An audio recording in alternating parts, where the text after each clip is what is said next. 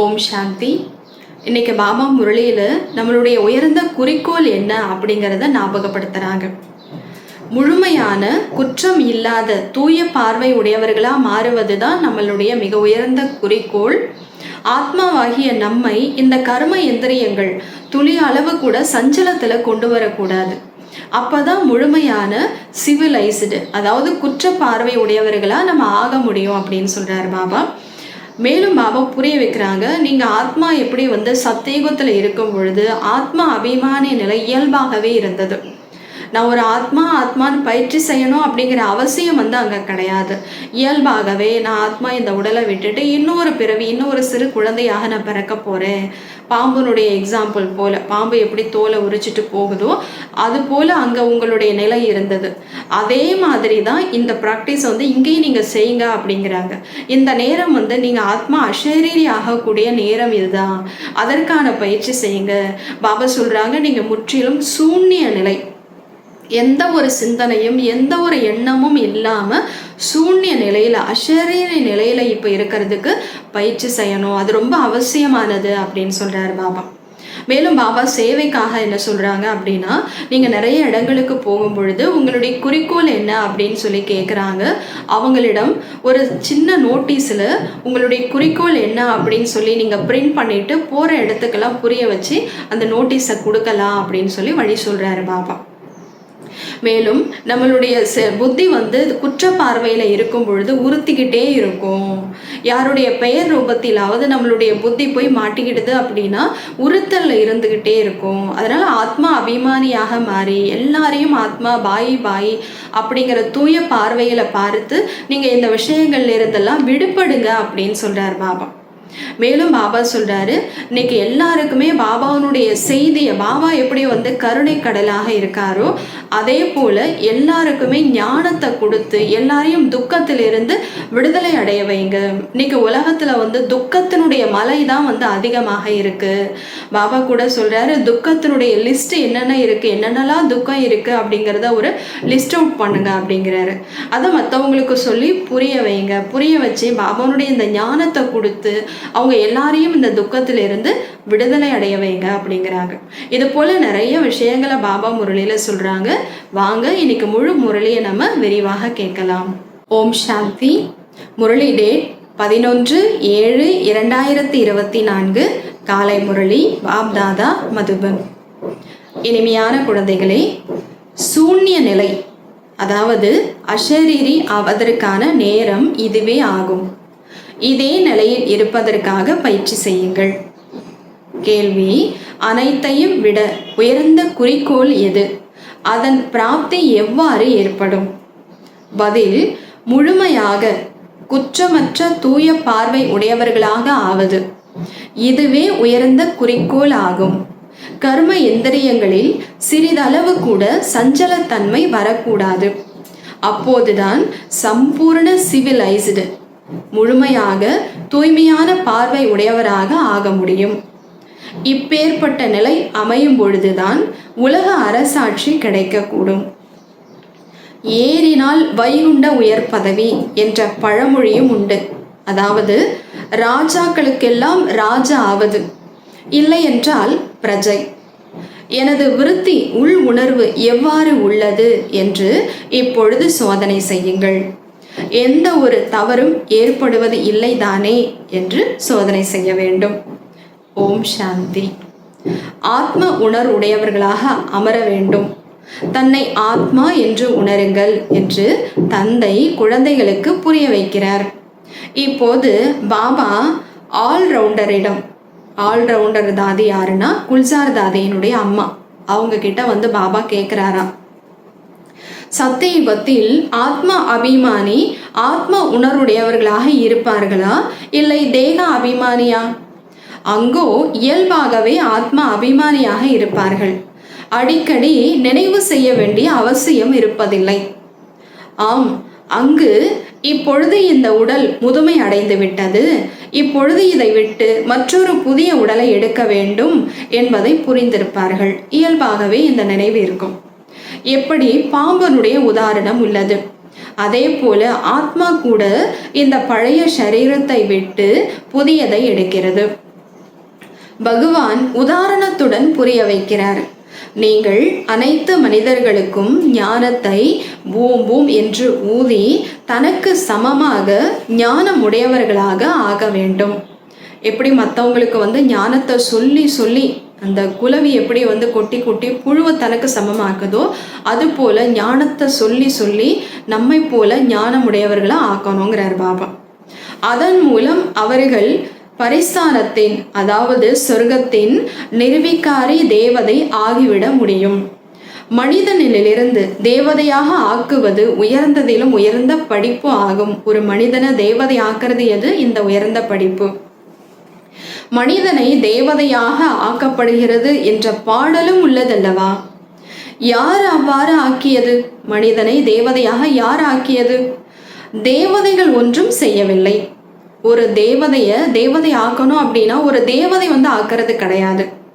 பகவான் தான் மனிதர்களை தேவதையாக ஆக்குகிறார். மனிதர்கள் இந்த விஷயங்களை அறியாமல் உள்ளார்கள். உங்களுடைய குறிக்கோள் என்ன என்று உங்களிடம் எல்லா இடங்களிலும் கேட்கிறார்கள். ஆக ஏன் குறிக்கோள் பற்றி எழுதப்பட்ட சிறு துண்டு பிரசுரங்களை அச்சடிக்க கூடாது? ஏன் சின்ன ஒரு நோட்டீஸ் நீங்க பிரிண்ட் பண்ணக்கூடாது அப்படின்னு பாபா கேட்கிறாரு. பின் யாராவது கேட்டார்கள் என்றால் அவர்கள் புரிந்து கொள்ளும் வகையில் இந்த துண்டு பிரசுரங்களை கொடுத்து விடுங்கள். இச்சமயம் இது கலியுக தூய்மையற்ற உலகமாகும். இங்கு அளவற்ற மகா துக்கம் உள்ளது என்பதை பாபா மிகவும் நல்ல முறையில் புரிய வைத்துள்ளார். இப்பொழுது நாம் மனிதர்களுக்கு சத்தியுக தூய்மையான மகான் சுகதாமத்திற்கு அழைத்து செல்வதற்கான சேவை செய்து கொண்டிருக்கிறோம் அல்லது வழியை கூறுகிறோம். அப்படியின்றி நாம் அத்வைத ஞானம் அளிக்கிறோம் என்பது அல்ல. அந்த ஜனங்கள் சாஸ்திரங்களின் ஞானத்தை அத்வைத ஞானம் என்று நினைக்கிறார்கள். உண்மையில் அது ஒன்றும் அத்வைத ஞானம் அல்ல. மனிதனால் எழுதப்பட்ட சாஸ்திரத்தை அத்வைத ஞானம்னு நினைக்கிறாங்க. அத்வைதம் அப்படின்னா எல்லாமே ஒன்றா இருக்கிறது. ஒரே ராஜ்யம், ஒரே தர்மம், ஒரே மொழி, ஒரே வழியில் எல்லாம் போகக்கூடியது. அந்த சாஸ்திரத்தை படிக்கிறதுனாலலாம் அப்படிப்பட்ட ஒரு ராஜ்யத்தை கொண்டு வர முடியாது இல்லையா? அதனால அதை எப்படி நம்ம அத்வைத ஞானம் அப்படின்னு சொல்ல முடியுங்கிறார் பாபா. அத்வைத ஞானம் என்று எழுதுவது தவறாகும். அதனால அதை அத்வைத ஞானம் அப்படின்னு எழுதுறது கூட தவறுதான் அப்படிங்கிறாரு. ஏன்னா அந்த சாஸ்திரத்தை படிக்கிறதுனாலலாம் அப்படிப்பட்ட ஒரு ராஜ்யத்தை நம்ம கொண்டு வர முடியாது. மனிதர்களுக்கு தெளிவுபடுத்தி கூற வேண்டும். இவர்களுடைய உத்தேசம் என்ன என்பதை சட்டென்று புரிந்து கொள்ளும் வகையில் அப்பேற்பட்ட வார்த்தைகள் அச்சடிக்கப்பட்டு இருக்க வேண்டும். அவங்க உடனே புரிஞ்சுக்கணும். அந்த மாதிரி வார்த்தைகளை போட்டு நம்ம அச்சடிக்கணுங்கிறாரு. நம்மளுடைய குறிக்கோள் என்ன அப்படிங்கிறது. கலியுக பத்தீத்தமான தூய்மை இல்லாத பிரஷ்டாச்சாரி நிலையில் இருக்கும் மனிதர்களை பாபா அளவற்ற துக்கத்திலிருந்து வெளியேற்றி சத்தியுக தூய்மையான சிரேஷ்டாச்சாரி உயர்ந்த அளவற்ற சுகங்களின் உலகத்திற்கு அழைத்து செல்கிறார். பாபா இந்த கட்டுரையை குழந்தைகளுக்கு கொடுக்கிறார். இது போல தெளிவுபடுத்தி எழுத வேண்டும். பாபா நம்ம எல்லாருக்குமே எஸ்ஸே கொடுக்குறாரு, கட்டுரை டாபிக் கொடுக்குறாரு. இதை நீங்கள் தெளிவாக நீங்கள் தான் எழுதி மற்றவங்களுக்கு புரிய வைக்கணும் அப்படிங்கிறார் பாபா. எல்லா இடங்களிலும் இது போல உங்களுடைய எழுதப்பட்ட விஷயங்கள் வைக்கப்பட்டிருக்க வேண்டும். சட்டென்று அதை எடுத்து கொடுத்து விட வேண்டும். அப்போது நாங்களோ துக்கதாமத்தில் இருக்கிறோம், அசுத்தத்தில் இருக்கிறோம் என்று புரிந்து கொள்வார்கள். அந்த மாதிரி நீங்கள் மற்றவங்க புரிஞ்சுக்கிற அளவுக்கு எழுதி கொடுங்க. அவங்க துக்கதாமத்தில் இருக்கிறோம், அசுத்தத்தில் இருக்கிறோம் அப்படின்னு அவங்க புரிஞ்சுக்கணும். அந்த மாதிரி நீங்கள் எழுதி கொடுங்க அப்படிங்கிறார் பாபா. நாம் கலியுக தூய்மையற்ற துக்கதாமத்தின் மனிதர்கள் ஆவோம் என்று மனிதர்கள் யாராவது புரிந்து கொள்கிறார்களா என்ன? இவர்கள் நம்மை அளவற்ற சுகங்களின் பக்கம் அழைத்து செல்கிறார்கள். எனவே இது போல ஒரு நல்ல துண்டு பிரசுரம் தயாரிக்க வேண்டும். எப்படி பாபா கூட சத்தியுகத்தினர் ஆவீர்களா இல்லை கலியுகத்தினரா என்று அச்சடித்தார். ஆனால் மனிதர்கள் புரிந்து கொள்கிறார்களா என்ன? ரத்தினங்களை கூட கற்கள் என்று நினைத்து வீசி விடுகிறார்கள். இது ஞான ரத்தினங்கள் ஆகும். அவர்கள் சாஸ்திரங்களின் ரத்தினங்கள் உள்ளன என்று நினைக்கிறார்கள். அவங்க சாஸ்திரத்துல தான் ரத்தினம் இருக்குன்னு நினைக்கிறாங்க. இங்கு அளவற்ற துக்கம் உள்ளது என்று புரிந்து கொள்ளும் வகையில் அவ்வாறு தெளிவாக கூறுங்கள். துக்கத்தினுடைய பட்டியலும் இருக்க வேண்டும். நீங்க அந்த அச்சடிக்கக்கூடிய அந்த நோட்டீஸ்ல உலகத்துல எவ்வளோ துக்கம் இருக்கு, அதனுடைய பட்டியலும் லிஸ்ட் அவுட்டும் அதுல இருக்கணுங்கிறாரு. குறைந்தது அவசியம் 108வது இருக்க வேண்டும். இந்த துக்கதாமத்தில் அளவற்ற துக்கம் இருக்கிறது. இவை எல்லாமே எழுதுங்கள். முழு பட்டியலை தயார் செய்யுங்கள். மற்றொரு பக்கம், பின்பு அளவற்ற சுகம் உள்ளது, அங்கு துக்கத்தின் பெயர் இருக்காது. நாம் இந்த ராஜ்யம் அல்லது சுகதாமத்தின் ஸ்தாபனை செய்து கொண்டிருக்கிறோம். இவ்வாறு கூறினீர்கள் என்றால் உடனே மனிதர்கள் வாய் மூடி விட வேண்டும்.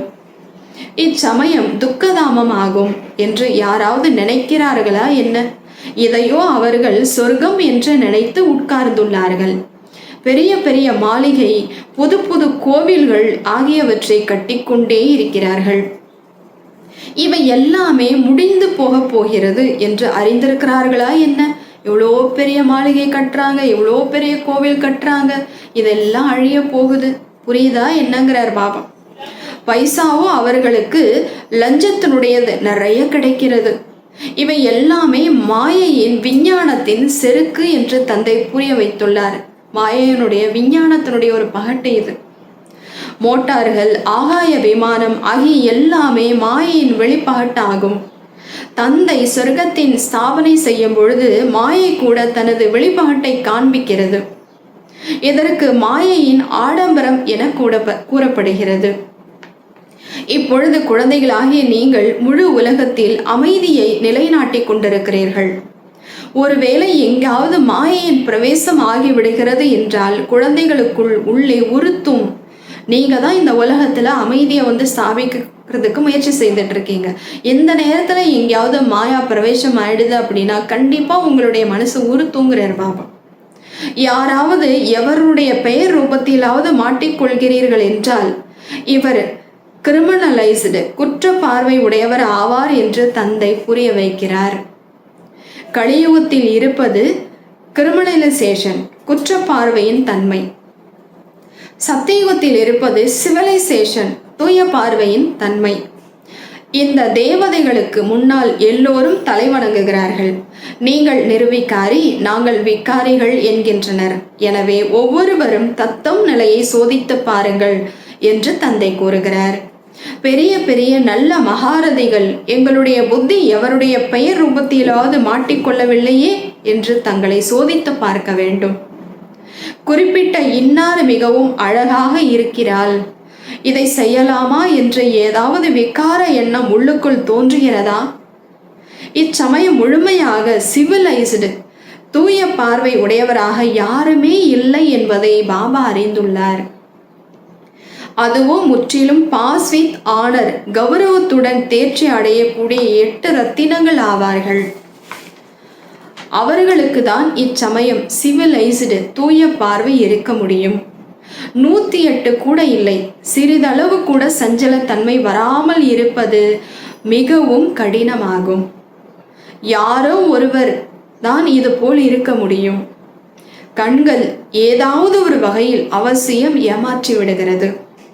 ஆக நாடகம் சீக்கிரமாக யாரையும் தூய பார்வை உடையவராக ஆக்காது. மிகவும் முயற்சி செய்து தங்களையே சோதித்து கொள்ள வேண்டும். அதுக்காக நம்ம அப்படியே இருந்துட முடியாது.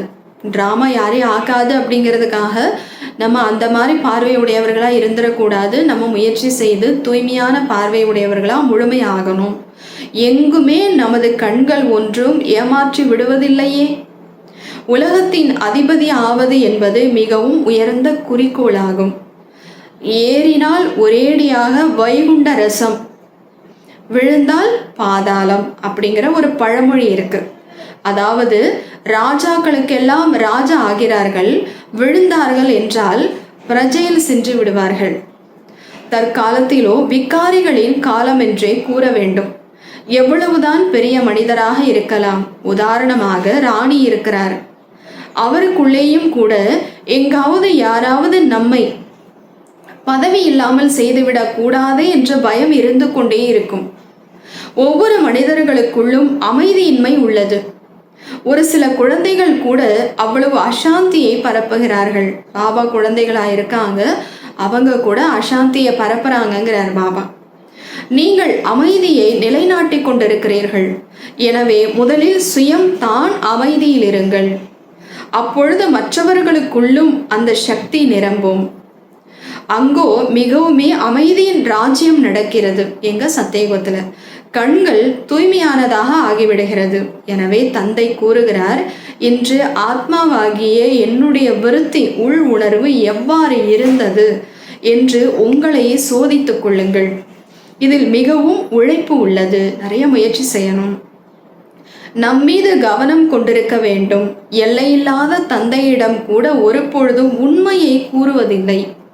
ஒவ்வொரு அடியிலும் தவறுகள் நடந்து கொண்டிருக்கின்றன. சிறிதளவு கூட அந்த குற்ற பார்வையோடு பார்த்தீர்கள், தவறு ஏற்பட்டு விட்டது என்றால் உடனே குறித்து கொள்ளுங்கள். தவறற்றவராக ஆகும் வரை தினமும் 10-20 தவறுகள் செய்து கொண்டுதான் இருக்கக்கூடும். ஆனால் யாராவது உண்மையை கூறுகிறார்களா என்ன? பாபா கிட்ட யாருமே உண்மையை என்கிட்ட சொல்றதே இல்லைங்கிறார் பாபா. தேக உணர்வுடையவர்கள், தேக அபிமானி மூலமாகவே ஏதேனும் பாவம் அவசியம் நடந்து கொண்டுதான் இருக்கும். நீங்க தேக அபிமானத்துல இருக்கிற வரைக்கும் ஏதாவது ஒரு பாவம் நடந்துட்டு தான் இருக்குதுங்கிறார் பாபா. அது உள்ளுக்குள் உறுத்தி கொண்டே இருக்கும். ஒரு சிலரோ தவறு என்றால் என்ன என்பதை கூட புரிந்து கொள்வதில்லை. மிருகங்கள் புரிந்து கொள்ளுமா என்ன? நீங்கள் கூட இந்த ஞானத்தில் முன்னால் குரங்கு புத்தியினராக இருந்தீர்கள். நீங்க கூட இதுக்கு முன்னாடி ஞானத்துக்கு வராதுக்கு முன்னாடி குரங்கு புத்தியாக தான் இருந்தீங்க. இப்பொழுது ஒரு சிலர் 50%, ஒரு சிலர் 10%, ஒரு சிலர் எவ்வளவோ மாற்றம் அடைந்து கொண்டே போகிறார்கள். இந்த கண்களோ மிகவும் ஏமாற்றம் அளிக்கக்கூடியதாகும். எல்லாவற்றையும் கூட கண்கள் கூர்மையானதாகும். எல்லாத்தையும் விட கண் தான் ரொம்ப தவறிழைக்க வைக்குது அப்படிங்கிறார். குற்ற பார்வை உடையதா கண்ணு தான் ஆகுதுங்கிறார். கூர்மையானதா இருக்கு. ஆத்மாவாகிய நீங்கள் அஷரீரியாக வந்திருந்தீர்கள் என்று தந்தை கூறுகிறார். ஷரீரம் இருக்கவில்லை. அடுத்தது எந்த ஒரு ஷரீரம் எடுப்போம், எந்த சமயத்தில் வருவோம் என்பது இப்பொழுது உங்களுக்கு தெரியுமா என்ன? தெரிய வருவது இல்லை. கர்ப்பத்தில் செயலற்றதாக இருக்கும். ஆத்மா நம்ம கர்ப்பத்தில் இருக்கும் பொழுது செயலற்றவர்களாக தான் இருப்போம். ஆத்மா முற்றிலுமே சலனமற்றதாக ஆகிவிடுகிறது. ஷரீரம் பெரியதாக ஆகிவிடும் பொழுதுதான் தெரிய வருகிறது. எனவே நீங்கள் இது போல ஆகி செல்ல வேண்டும். சலனம் இல்லாதவர்களா, செயலற்றவர்களா, முழு அஷரீரியா, சூன்ய நிலைங்கிறார் பாபா.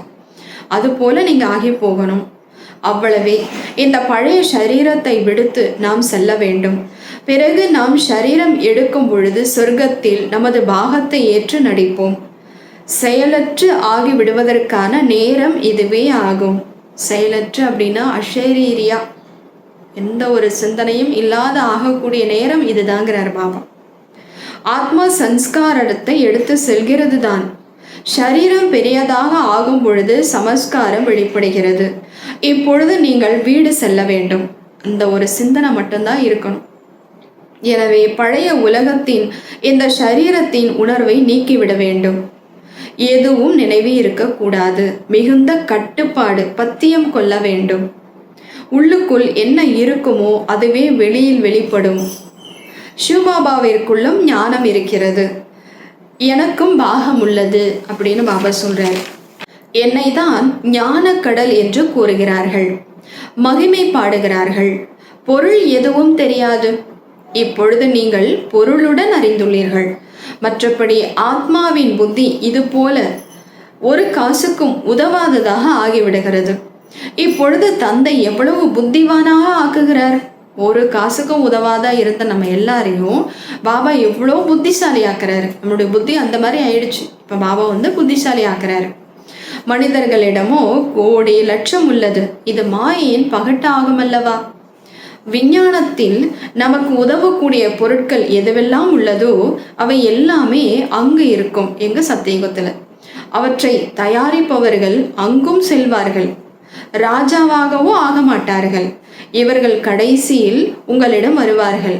பின்பு மற்றவர்களுக்கும் கற்பிப்பார்கள். ஒரு தந்தையிடம் நீங்கள் எவ்வளவு கற்கின்றீர்கள்? ஒரு தந்தை தான் எப்படி இருந்த உலகத்தை எப்படியாக ஆக்கிவிடுகிறார். கண்டுபிடிப்புகள் எப்பொழுதும் நடந்து கொண்டே இருக்கும். பின்பு பரப்புகிறார்கள், கண்டுபிடிக்கிறாங்க, அது நடந்துட்டு தான் இருக்கும். என்ன கண்டுபிடிக்கிறாங்களோ அதை மற்ற விஷயங்கள் மற்ற வெளிநாட்டுக்கோ மற்றவர்களுக்கும் அதை பரப்பிட்டு இருக்காங்க. குண்டுகள் தயாரிப்பவர் முதலில் ஒருவராக தான் இருந்தார். இதன் மூலம் உலகம் அழிந்து போய்விடும் என்று நினைத்தார். பிறகு மேலும் தயாரித்து கொண்டே செல்கிறார்கள். முதல்ல ஒருத்தர் தான் இந்த அணுகுண்டுகள் எல்லாம் கண்டுபிடிச்சார். இப்ப நிறைய பேர் கண்டுபிடிச்சு வச்சிருக்கிறாங்க. அங்கும் கூட சயின்ஸ் விஞ்ஞானமோ வேண்டும் அல்லவா எங்க சத்தியுகத்துல. நேரம் இன்னும் உள்ளது, கற்றுக்கொண்டு புத்திசாலி ஆகிவிடுவார்கள். தந்தையின் அறிமுகம் கிடைத்து விட்டது. பின் சொர்க்கத்தில் வந்து வேலைக்காரர்களாக ஊழியர்களாக ஆவார்கள் இந்த சயின்டிஸ்ட் எல்லாம். அங்கு எல்லாமே சுகத்தின் விஷயங்கள் இருக்கும். சுகதாமத்தில் என்ன இருந்ததோ அது மீண்டும் இருக்கும். அங்கு எந்த ஒரு வியாதி துக்கத்தின் விஷயம் கிடையாது. இங்கோ அளவற்ற துக்கம் உள்ளது, அங்கு அளவற்ற சுகம் இருக்கும். இப்போது நாம் இதை ஸ்தாபனை செய்து கொண்டிருக்கிறோம். சுகமான ஒரு உலகத்தை இப்ப நம்ம உருவாக்கிட்டு இருக்கிறோம். துக்க ஹர்த்தா சுக கர்த்தா, துக்கத்தை நீக்கி சுகம் அளிப்பவர் ஒரு தந்தையே ஆவார். முதலிலோ சுயம் தங்களுடைய நிலையும் அவ்வாறு இருக்க வேண்டும். பண்டித தன்மை மட்டும் இருக்கக்கூடாது. பாபா வந்து துக்கத்தை நீக்கி சுகம் கொடுக்கக்கூடியவர் அப்படின்னு சொல்லக்கூடியவர்களா மட்டும் நம்ம இருக்கக்கூடாது. நம்மளுடைய நிலையும் அந்த மாதிரி துக்கம் இல்லாத சுகமான மனநிலையில நம்ம இருக்கணுங்கிறார் பாபா. பண்டிதர் மாதிரி மற்றவங்களுக்கு சொல்லக்கூடியவர்களா மட்டும் நீங்க இருக்கக்கூடாது. இது போல ஒரு பண்டிதரின் கதை உள்ளது. ராமநாமத்தை கூறினால் கடந்து சென்று விடலாம் என்றாராம். ஒரு பண்டிதர் வந்து ஒருத்தர்கிட்ட நீங்க ராமருடைய பெயரை சொன்னீங்கன்னா இந்த ஆத்த கடந்து மேலேயே நடந்து நீங்க மேலே போயிடலாம், படகே தேவையில்லை, ஆத்து மேலேயே நடந்து போயிடலான்னு சொன்னாராம். அவரும் இவர் சொல்றதை நம்பி அப்படியே நடந்து போயிட்டாராம். இந்த பண்டிதருக்கு அவ்வளோ ஆச்சரியமா. இந்த பண்டிதர் போகும்போது அப்படி சொல்லி போகும்போது இவர் மூழ்கிட்டாராம். நம்பிக்கை இல்லை. அது போல பண்டிதரா நீங்க ஆகக்கூடாதுங்கிறார் பாபா. இது இந்த சமயத்தின் விஷயம் ஆகும். நீங்கள் தந்தையின் நினைவினால் விகார கடலில் இருந்து பாரு கடலுக்கு சென்று விடுகிறீர்கள். இங்கு குழந்தைகளாகிய உங்களுடைய நிலை மிகவும் நல்லதாக இருக்க வேண்டும். யோக பலம் இல்லை, குற்ற பார்வை உள்ளது என்றால் அவர்கள் கூறுவது அம்பு போல தைக்க முடியாது. தூய்மையான பார்வையுடைய கண்கள் வேண்டும். தந்தையின் நினைவில் இருந்து யாருக்காவது ஞானம் அளித்தீர்கள் என்றால் அம்பு போல பதிந்துவிடும். ஞானம் என்ற வாளில் யோகத்தின் கூர்மை வேண்டும். ஞானத்தினால் செல்வத்தின் சம்பாத்தியம் ஆகிறது. ஞானத்தினாலதான் செல்வம் வந்து சேமிப்பாகுது, சம்பாத்தியம் ஆகுது. நினைவனுடைய பலம் உள்ளது. நிறைய குழந்தைகளோ முற்றிலும் நினைவு செய்வதே இல்லை, அறியாமலேயே உள்ளார்கள். இது துக்கதாமமாகும். சத்தியம் என்பது சுகதாமமாகும் என்பதை மனிதர்களுக்கு புரிய வைக்க வேண்டும் என்று தந்தை கூறுகிறார். கலியுகத்தில் சுகத்தின் பெயரே கிடையாது. அப்படியே உள்ளது என்றாலும் காக்கைக்கு எச்சத்திற்கு சமமானது, அவ்வளவே. இந்த கலியுகத்துல சுகம் கிடையாது. அப்படியே இருந்தாலும் அது எப்படி இருக்கு? காக்கை எச்சலுக்கு சமமானது, தெரியாம ஏதோ அப்படிங்கிற மாதிரி இருக்கு. சத்தியுகத்திலோ அளவற்ற சுகம் இருக்கும். மனிதர்கள் பொருளை புரிந்து கொள்வது இல்லை. முக்திக்காக தான் மூளையை குழப்பிக்கொண்டே இருப்பார்கள். முக்தி அடையணும், முக்தி அடையணும் அப்படின்னு வந்து எவ்வளோ மண்டையை உடைச்சுக்கிறாங்க. ஜீவன் முக்தி பற்றியோ யாருக்குமே தெரிவது கிடையாது. எல்லாரும் முக்தி அடையணும்னு தான் நினைக்கிறாங்க.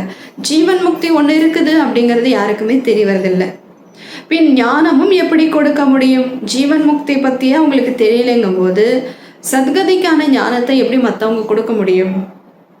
அவர்கள் வருவதே ரஜோபிரதான காலத்தில். அவர்கள் பிறகு ராஜயோகத்தை எப்படி கற்பிப்பார்கள்? இங்கோ சுகம் காக்க எச்சத்திற்கு சமமானதாக உள்ளது. ராஜயோகத்தினால் என்ன ஆகிறது இது கூட தெரியாது.